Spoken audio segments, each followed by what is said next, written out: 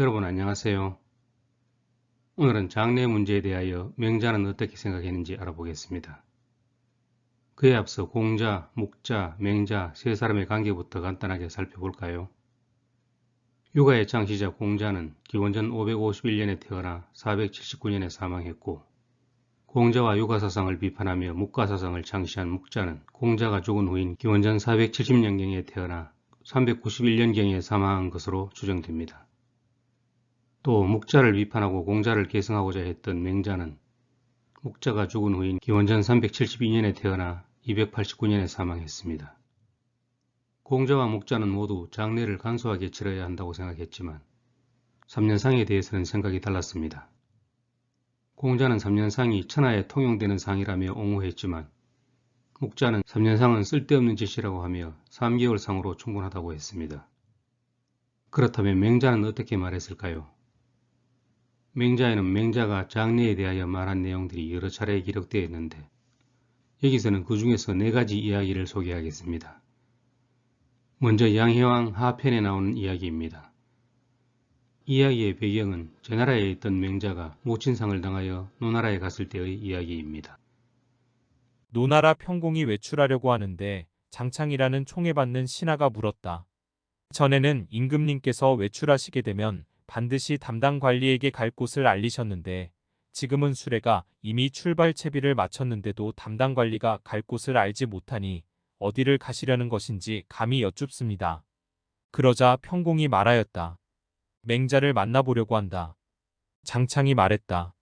어째서입니까? 한 나라의 군주인 임금님께서 몸을 낮추어 필부에게 먼저 예를 베푸시는 까닭은 그가 현명하다고 여겨서입니까? 예의는 현명한 사람에게서 나오는 법인데 맹자는 어머니 상례가 아버지 상례를 넘어섰습니다. 그러니 임금님께서는 맹자를 만나지 마십시오. 평공이 말했다. 알겠다. 맹자의 제자로서 노나라에서 벼슬하고 있던 악정자가 들어가 평공을 뵙고 말하였다. 임금님께서는 어찌하여 맹가를 만나지 않으셨습니까? 평공이 말하였다. 어떤 이가 과인에게 말하기를 맹자는 어머니 상례가 아버지 상례를 넘어섰다고 말했다. 그래서 만나러 가지 않았다. 악정자가 말했다. 임금님께서 말하시는 넘어섰다는 것은 무엇을 말하는 것입니까? 전에 아버지 상은 사의 예로서 하고 어머니 상은 대부의 예로서 했던 것을 가리키는 겁니까? 아니면 전에는 다리가 3 달린 제기를 사용하고 후에는 다리가 5 달린 제기를 사용했던 것을 가리키는 겁니까? 평공이 말하였다. 그게 아니라 광각과 옷이 화려했던 것을 말하는 것이다. 악정자가 말했다. 그것은 이른바 넘어선 것이 아니라 아버지의 상을 치를 때와 어머니의 상을 치를 때 빈부가 같지 않았기 때문입니다. 악정자가 맹자를 뵙고 말하였다. 제가 임금님께 아뢰니 임금님께서 선생님을 만나려고 하셨지만 임금님의 총애를 받는 신하 장창이라는 자가 만류하여 임금님께서 이 때문에 결국 오지 않으셨답니다.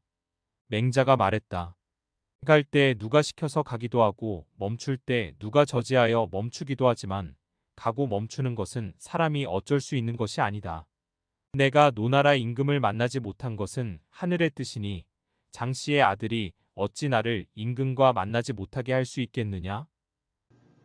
맹모 삼천지교라는 고사도 있지만 맹자는 어린 나이에 아버지를 여의었고 호르몬이 슬하에서 자랐습니다. 훗날 맹자는 대부배설을 지낸 다음 어머니의 장례를 아버지보다 후하게 치렀던 모양입니다. 또 맹자가 각 나라를 다닐 때에는 뒤에 따르는 수레가 수십 대에 따르는 사람들이 수백 명이었다고 하니 제법 부유했다고 볼 수 있습니다. 노나라 평공은 어머니 상을 아버지 상보다 더 성대하게 치른 것을 문제 삼아 맹자를 만나지 않았고 맹자는 그 문제에 연연하지 않았습니다. 맹자가 어머니 상을 좀 더 후하게 치른 이유는 공손추 하편에 나옵니다. 맹자가 제나라에서 노나라로 가서 어머니 장례를 치른 후 제나라로 돌아오다가 영땅에 머물렀다. 제자 충우가 물었다. 지난번 저의 모자람을 모르시고 저에게 관짜는 일을 감독하게 하셨지요. 그때는 바빠서 감히 여쭙지 못했습니다만 오늘은 한 가지 여쭙고자 합니다. 그때 관으로 쓴 제목이 너무 좋았던 것 같습니다. 맹자가 말했다. 옛날에는 내관과 외관이 정해진 한도가 없었다. 중고시대의 내관은 두께가 7치이고 외관도 이에 걸맞게 하여 천자로부터 서인까지 통용되었다. 이것은 단지 보기에 아름답게 하기 위해서가 아니라 그렇게 한 뒤에야 장사 지내는 사람의 마음을 다 드러낼 수 있었기 때문이었다. 법제 때문에 그렇게 할 수 없어도 흡족할 수 없을 것이고 재력 때문에 그렇게 할 수 없어도 흡족할 수 없을 것이다. 그렇게 할 수 있고 재력이 있으면 옛사람들은 모두 그렇게 했는데 무엇 때문에 나만 그렇게 하지 않겠는가? 더군다나 죽은 자를 위해 흙이 피부에 닿지 않게 하면 사람의 마음에 좋지 않겠는가? 내가 듣기로 군자는 세상 때문에 자기 어버이에게 박하게 하지는 않는다고 하였네. 맹자는 장례를 간소화하라고 법으로 정해놓은 것도 아니고 장례를 좀 더 나았게 치를 만큼 재산도 있는데 자기만 굳이 어머니 장례를 간소하게 치를 이유가 뭐 있겠느냐고 했습니다. 장례는 형편대로 치르면 된다는 생각이었던 것 같습니다. 다음은 3년상과 관련되는 이야기로 등문공 사항편에 이런 내용이 있습니다. 이때 맹자는 추나라에 있었습니다. 등나라 전공이 죽자 세자가 사부인 연우에게 말하였다. 예전에 맹자께서 저와 함께 송나라에서 말씀을 나누신 적이 있는데 제 마음에 끝내 잊히지 않습니다. 이제 불행히도 상을 당하였으니 제가 사부를 시켜 맹자에게 물은 뒤에 장례를 치르고자 합니다. 연우가 추나라로 가서 맹자에게 묻자 맹자가 말했다. 옛 상례를 물으시다니 참 좋습니다. 부모상은 진실로 스스로 정성을 다해야 하는 것입니다. 증자께서 말씀하시기를 부모가 살아계실 때는 섬기기를 예로써 하며 돌아가셨을 때는 장례하기를 예로써 하고 제사하기를 예로써 하면 효라고 이를 수 있다라고 하셨습니다. 제후의 예는 제가 아직 배운 적이 없으나 제가 일찍이 들은 적이 있습니다. 3년상에 거친 배로 만든 상복을 입고 미음과 죽을 먹는 것은 천자로부터 서인에 이르기까지 하 은주 3대가 똑같았습니다. 연우가 돌아와 보고하여 3년상을 하기로 정하자 종친과 백관이 모두 반대하면서 말하였다. 우리의 종주국인 노나라 성군들도 3년상을 행하지 않으셨고 우리 성군께서도 행하지 않으셨으니 그대의 몸에 이르러 이것을 뒤집는 것은 불가합니다. 또 옛 기록에 상례와 제례는 선조를 따른다고 하였으니 우리는 위에서 이어받은 것이 있습니다. 세자가 연우에게 말하였다. 제가 지난날에 일찍이 학문은 하지 않고 말 달리기와 칼 쓰기를 좋아하였으므로 지금 종친들과 백관들이 저를 만족스럽게 여기지 않으니 대사의 예를 다하지 못할까 염려스럽습니다. 사부는 저를 위하여 맹자에게 다시 물어보십시오. 연우가 다시 추나라로 가서 맹자에게 묻자 맹자가 말했다. 그렇군요. 이것은 다른 사람에게서 도움을 구할 수 없는 것입니다. 공자께서 말씀하시기를 임금이 죽으면 세자는 모든 정사를 총재에게 맡기고 자신이 죽을 먹고 얼굴이 짙은 흑색이 되어 상주 자리에 나아가 곡을 하면 백관과 담당 관리들이 감히 슬퍼하지 않은 이가 없는 까닭은 세자가 솔선수범하기 때문이다. 윗사람이 좋아하는 것이 있으면 아랫사람은 그것을 조차 반드시 그보다 더 심하게 좋아하는 법이다. 군자의 덕은 바람이고 소인의 덕은 풀과 같으니 풀 위에 바람이 불면 풀은 반드시 쓰러진다. 라고 하셨습니다. 이번 일은 세자에게 달려 있습니다. 연우가 돌아와 보고하자 세자가 말하였다. 그렇습니다. 이번 일은 실로 저에게 달려 있습니다. 이에 세자는 초막에 5달 동안 살면서 아무 명령도 내리지 않았다. 그러자 백관과 종친들이 모두 세자가 예를 안다고 말했다. 장례 때에 이르러 사방에서 와서 구경하였는데 세자가 얼굴빛을 슬프게 하고 울기를 애처롭게 하자 조문객들이 크게 흡족해했다.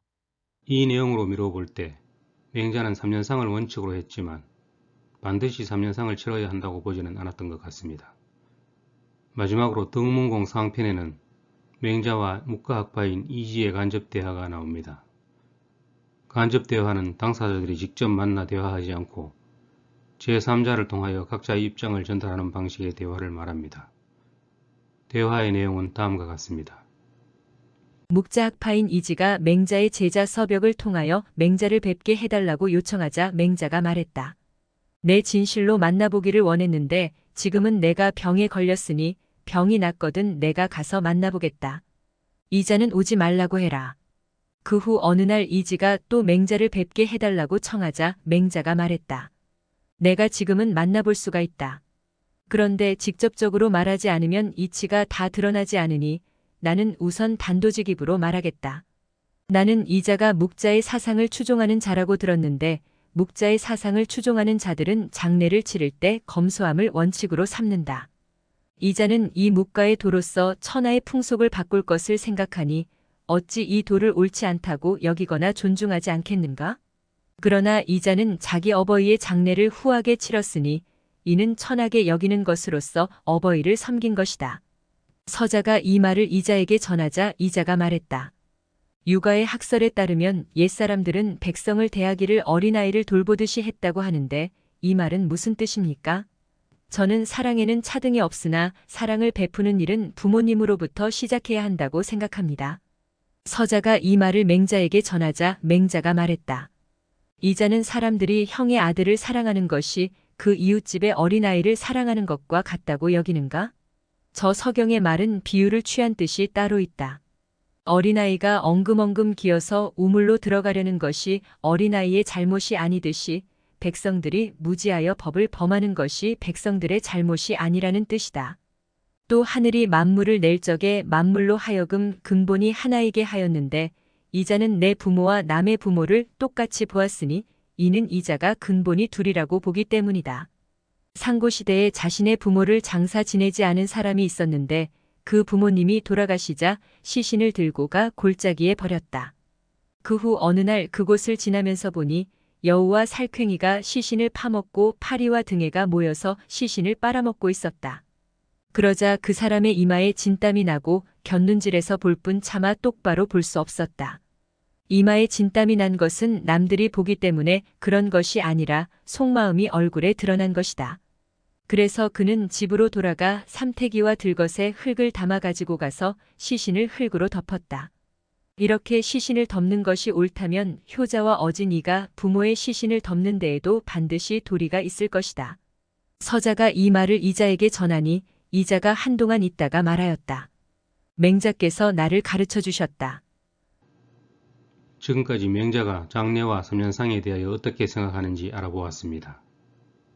맹자는 장례를 반드시 검소하게 지내야 한다고 보진 않았고 삼년상도 예외를 인정했습니다. 맹자는 백성들이 살아있는 부모를 잘 봉양하고 죽은 사람을 장례 지내는데 유감이 없으면 그것이 왕도의 시작이라고 했습니다. 오늘은 여기까지입니다. 감사합니다.